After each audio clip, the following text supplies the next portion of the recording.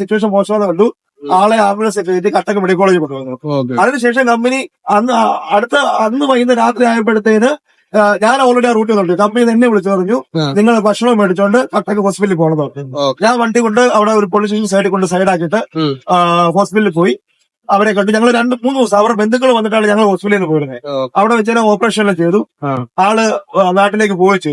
നല്ല പരിക്കുണ്ട്, റിക്കവർ ആയിക്കൊണ്ടിരിക്കും. അപകടമൊക്കെ ഉണ്ടായാല് വണ്ടിക്ക് കംപ്ലൈന്റ് ഒക്കെ വന്നാല് കമ്പനി അതിന്റെ കാര്യങ്ങളുമായിട്ട് അടുത്തടുത്തുള്ള ലൊക്കേഷൻ കാണിച്ചു. പിന്നെ സ്റ്റാഫിന്റെ കാര്യങ്ങൾ ഒരു കമ്പനി കൃത്യമായിട്ട് നോക്കുന്നില്ലെങ്കിൽ ആ കമ്പനി സ്റ്റാഫ് ജോലി ചെയ്തില്ലല്ലോ. അതും ഇതിപ്പോ നാഷണൽ പെർമിറ്റ് വണ്ടി ഇത്ര സ്റ്റേറ്റുകൾ ഓടാൻ തയ്യാറായിട്ടുള്ള ഡ്രൈവർമാർ വേണം. ഇതുപോലത്തെ ഹെവി ആയിട്ടുള്ള ഇപ്പൊ ഹെവി ലൈസൻസ് എന്ന് പറഞ്ഞാലും ഇച്ചിരി വലിയ വണ്ടി ഓടിച്ച് പരിചയമുള്ള ഇപ്പൊ നമുക്കറിയാം, നമ്മുടെ നാടിനാണേലും ഈ 16 വീൽ വണ്ടിയൊക്കെ ഓടിക്കാൻ നമ്മൾ വേക്കൻസിക്ക് എന്താ ഉടനെ അവർ ചോദിക്കും, 16 വീൽ വണ്ടി ഓടിച്ച് പരിചയമുണ്ടോ ചോദിക്കും, എത്ര വർഷത്തെ എക്സ്പീരിയൻസ് ഉണ്ടോ ചോദിക്കും. അപ്പൊ 800 വണ്ടി 900-1000 വണ്ടിയൊക്കെ കമ്പനിയിൽ അത്ര ഡ്രൈവർമാർ വേണം. വണ്ടി ഓടാതെ കിടന്ന് കമ്പനിക്ക് ലോസാ. അത് സംഭവിച്ചായിരിക്കണമെങ്കിൽ എപ്പോഴും ഡ്രൈവർമാരും അപ്പൊ എപ്പോഴും നമ്മുടെ കമ്പനിക്ക് എപ്പോഴും വേക്കൻസി ഉണ്ട്. ഒരാളെ ലീവിന് പോയാൽ എപ്പോഴും വണ്ടികൾ കാണും. അപ്പൊ ഈ ഡ്രൈവർമാരുടെ വെൽഫെയർ കറക്റ്റായിട്ട് നോക്കിയില്ലെങ്കിൽ അപ്പൊ നമ്മുടെ നാട്ടിൽ ജോലിക്ക് പോകുന്നവരല്ല, മറ്റൊരു സംസ്ഥാനത്തിൽ ഒരു ജോലി അന്വേഷിക്കുമ്പോൾ നമ്മൾ ശ്രദ്ധിക്കുന്ന കാര്യങ്ങൾ, നമ്മൾ ആ കമ്പനി ജോലി ചെയ്തുകൊണ്ടിരിക്കുന്ന ഒരാളെ നമ്പർ എടുക്കാൻ ശ്രമിക്കും. എന്നിട്ട് അവരോട് തിരക്കും, ഈ കമ്പനി കറക്റ്റായിട്ട് ശമ്പളം കൊടുക്കും, എന്തൊക്കെ ഫെസിലിറ്റി അവർ കൊടുക്കുന്നുണ്ട്. ഇപ്പൊ മിക്കവാറും കമ്പനികളിൽ 10-ാം തീയതിക്കുള്ള ശമ്പളം കൊടുക്കുന്നത്, കറക്റ്റ് 10-ാം തീയതിക്കുള്ള ശമ്പളം കൊടുക്കുമോ? മൈലേജ് നോക്കുന്ന കമ്പനിയാണെങ്കിൽ അവരത് പൈസ, കാരണം നമ്മൾ ഈ രാത്രിയും പകലും ഇത്ര സ്റ്റേറ്റുകൾ ഓടുന്ന വണ്ടിയാ. ചിലപ്പോൾ മൈലേജ് ഒന്നും കറക്റ്റ്, ചില കമ്പനി മൈലേജ് കട്ട് ചെയ്യും, പൈസ കട്ട് ചെയ്യും. അങ്ങനെയൊക്കെ വലിയ പ്രശ്നങ്ങളുണ്ടോ? ഇതെല്ലാം നമ്മൾ തിരക്കും.